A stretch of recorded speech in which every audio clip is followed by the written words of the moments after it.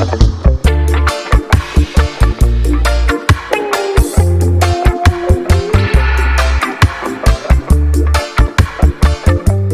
of the more interesting and unusual artifacts or curios of the Chinese connection in reggae music was a song released in Jamaica circa 1967, 1968, the height of the rocksteady era in Jamaican music, by a little-known singer named Stephen Cheng, himself not a Jamaican, but an American of Chinese extraction, visiting the island for a short time, during which he recorded a single song sung entirely in Mandarin over a loping rocksteady beat played by Byron Lee's Dragonaires.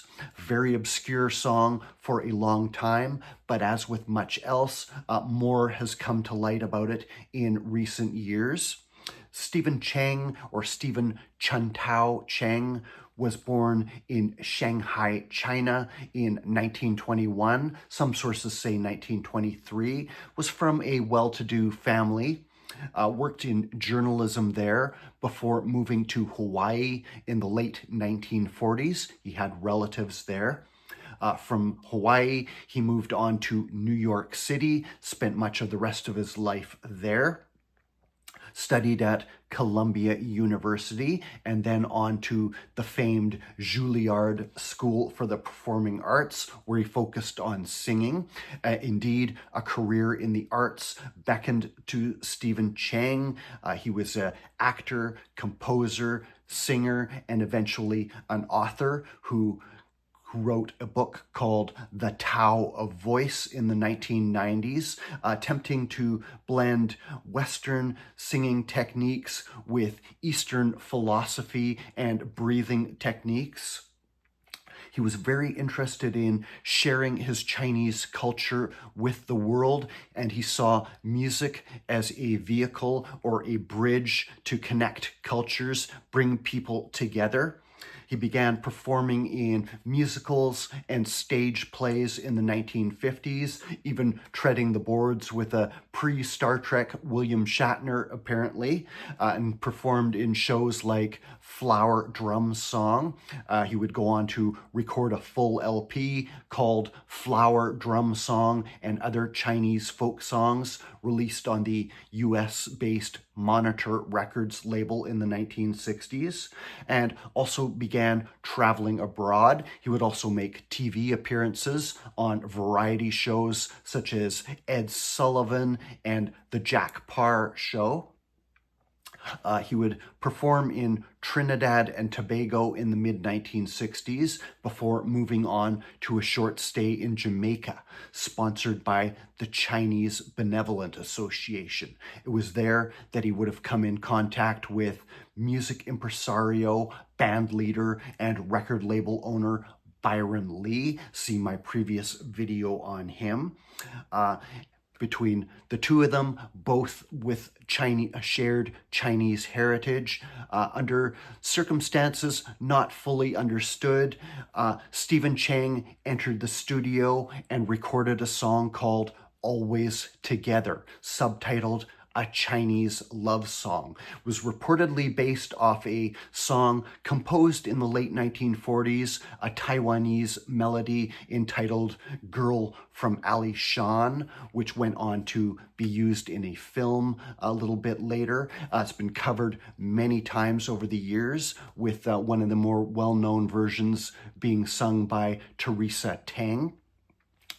But Stephen's was sung entirely in Mandarin while in Jamaica, and with this choppy, rocksteady rhythm played by Byron Lee's Dragonaires. Rocksteady had developed at the end of 1966 as a way to manually apply the brakes to the frenetic rhythm of ska.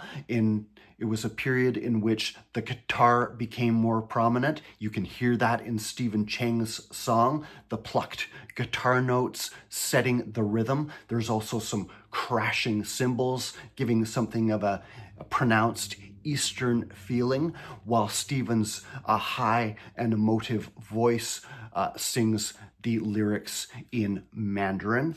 Was a very obscure song for many years before gradually becoming more well-known thanks to reggae DJs, committed scholars and collectors. I first heard it in probably the late 1990s, early 2000s on a various artists CDR I received called Tommy Scataro presents Are You Ready? Rocksteady. Tommy Scataro, reggae, ska, rocksteady DJ, I believe, and these are all obscure rocksteady tunes, or were obscure at the time, leading off with Stephen Cheng's Always Together, which appeared on the Sunshine label owned by Byron Lee.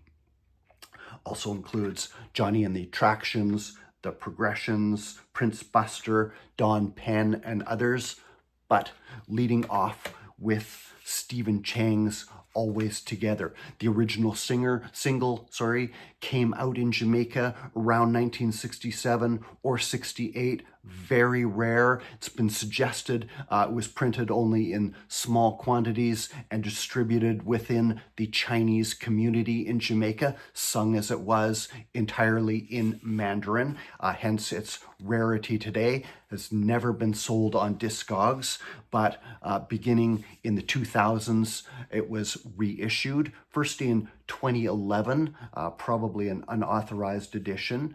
That alone will cost you over $100 currently on Discogs, but in 2018, the Tokyo-based Dub Store Records issued their own edition. It's appeared with different B-sides over different pressings, but this is the more recent Dub Store Records repress, more affordably available reproduction of the Sunshine label, and it is Stephen Cheng, misspelled as Chang, Always Together, a Chinese love song, backed with Sam Carty, Rich Man, Poor Man. It's been suggested also that's not actually Sam Carty, does not sound like him to me.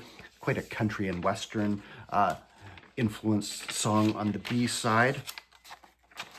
The song was produced, according to the sleeve, by Ronnie Nasrallah, who was the manager of Byron Lee's Dragonaires. You can see him on the cover of the Dance the Ska LP. That's Ronnie Nasrallah right there, manager of the band.